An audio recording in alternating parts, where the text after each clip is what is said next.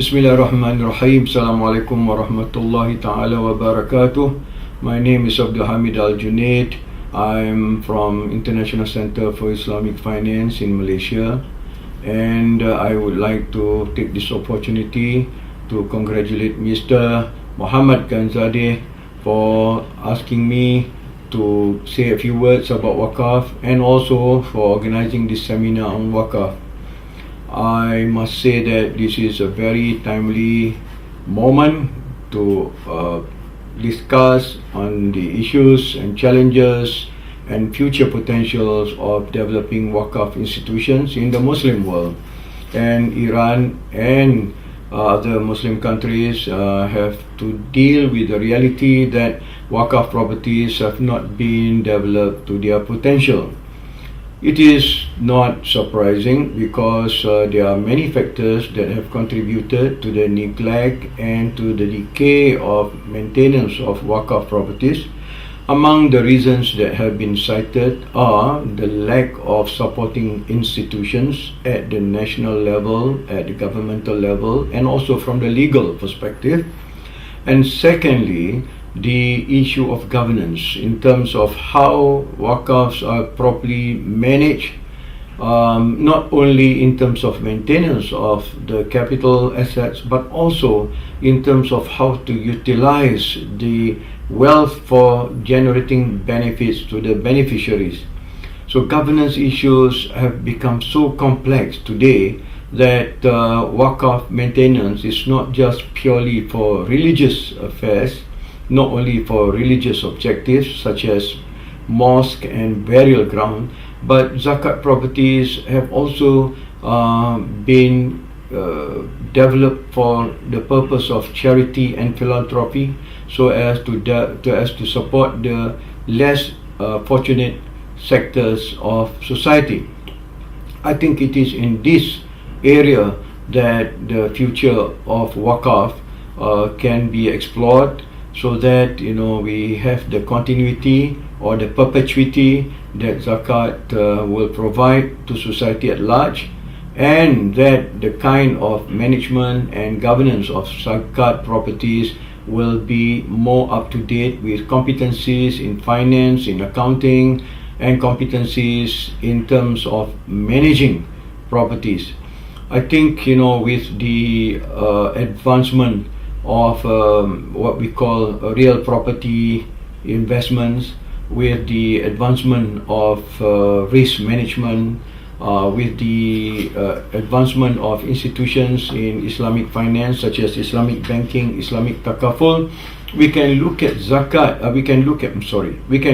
Waqf as a potential institution that can be combined with some of the instruments that are developed in Islamic finance, not only to develop the Waqf properties, but also in terms of using Waqf for financing the activities of those who have no opportunities to seek finance.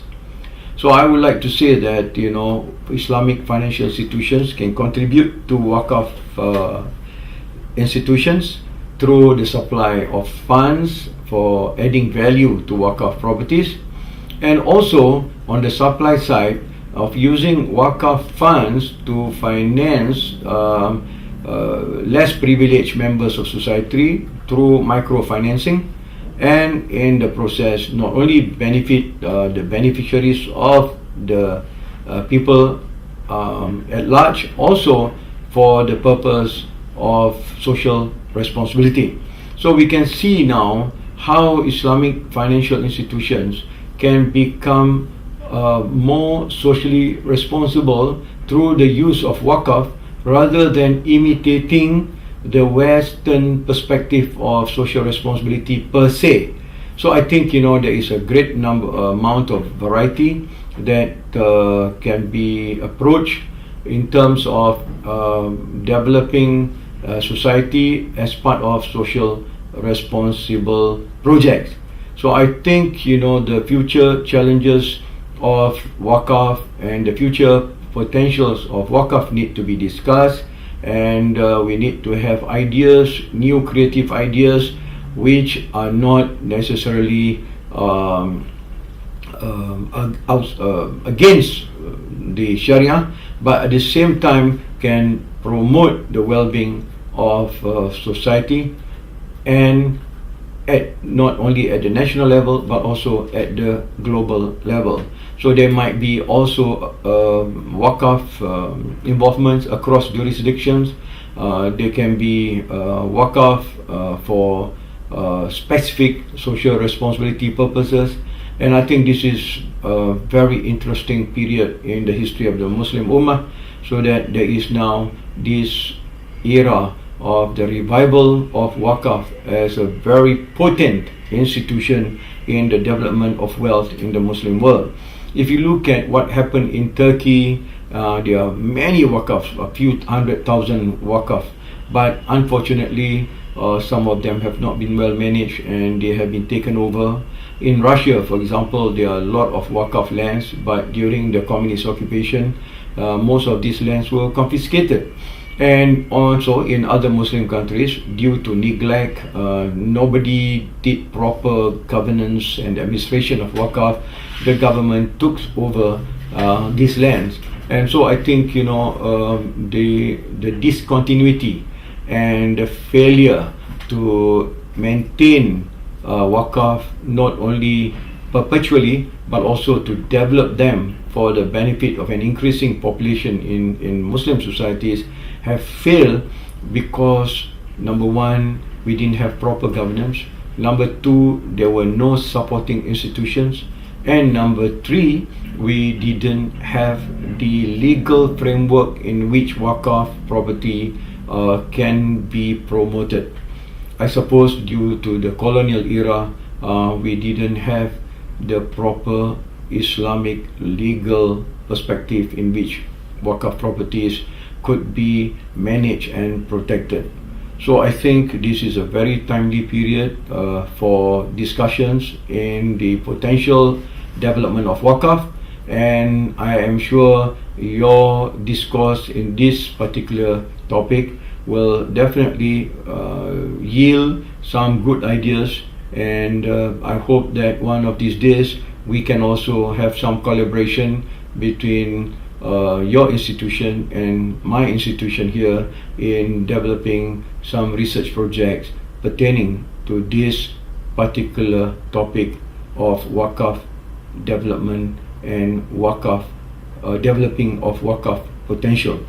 On this regard, I would like to again congratulate your esteemed institution and the initiative of Mr. Muhammad Ganzadeh, and I pray that you will come up with very good ideas so that you can share it with us, and we together can look at the possibilities of using Islamic finance as a supporting institution in developing Waqf, so that the wealth of the Muslim world can be harnessed fully and with greatest impact on the society at large, including the development of human capital, competencies, financial literacy that can accommodate and that can bring out the best in terms of administering and governing Waqf properties and projects. Remember, even in Makkah right now, there is a big project that is being done through leasing sukuk, especially for the development of certain property in Makkah. So there are many others in Singapore, in Malaysia, and I'm sure even in Iran. So the question is how we can share our ideas and how we can come up with some principles and practice and best practices and standards upon which projects involving Waqf can be properly developed and utilized. On that note, I would like to say thank you very much for getting me to be involved in this project. I'm very honored indeed, and I hope inshallah one of these days I will have an opportunity to meet all those scholars who are involved in this kind of projects in Iran.